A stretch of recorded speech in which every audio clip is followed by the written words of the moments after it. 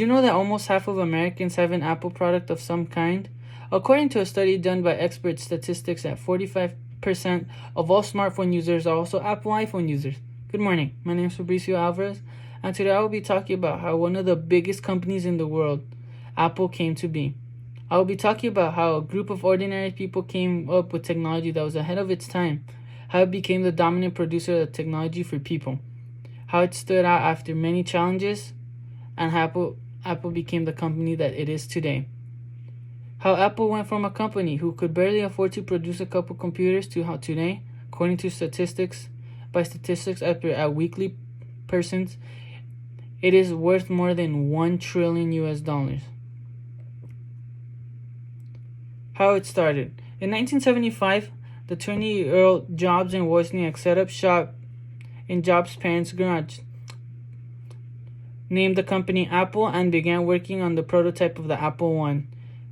To generate the $1,350 that they had used to start Apple, Steve Jobs sold his Volkswagen microbus and Steve Wozniak sold his calculator. At first, Apple only sold to people who liked fixing computers as a hobby. From there, Jobs and Wozniak had enough money to improve the initial model, and in 1977 came the Apple II. This was after the first personal computer with fully functioning keyboard and with color graphics. Nevertheless, things went towards the worst when in 1984 the first Mac was introduced.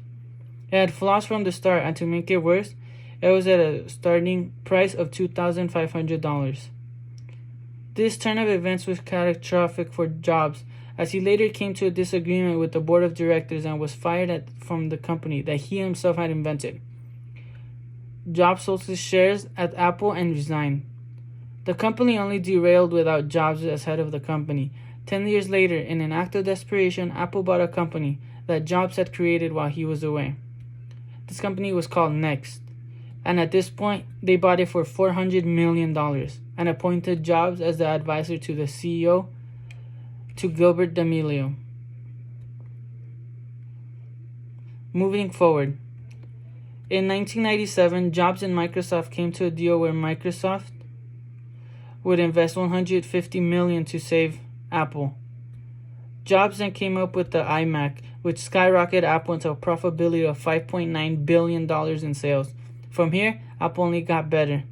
In 2001, Apple introduced the iPod, a portable digital audio player which had only better over the years. By 2010, Apple had introduced 3 different versions of the iPod, but before that, in 2006, Apple had sold over 40 million units worldwide.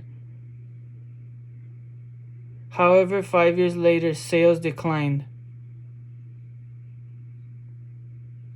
Apple did not worry about the iPod's decline because it was declining because of a new product that Apple themselves had come up with, the revolutionary iPhone.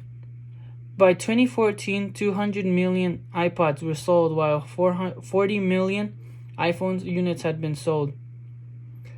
Apple today. 45 years since Apple came to be, it is one of the most successful companies ever, with a worth of $1 trillion. Thanks to research provided by Wikipedia, there are more than 500 stores worldwide as of 2018. Since its start, Apple has released many different versions of their iPod, iPhone, and Mac products, according to Statista, grossing almost $265.6 billion in revenue. In conclusion, Steve Jobs once said, "Sometimes life is going to hit you in the head with a brick. Don't lose faith." It is crazy to see how a company that started from a garage could barely stay stable now has stores all over the world and is one of the, if not the, richest company in the world. This proves that anyone can start from nothing, but with proper determination, can succeed in anything. Remembering Steve Jobs.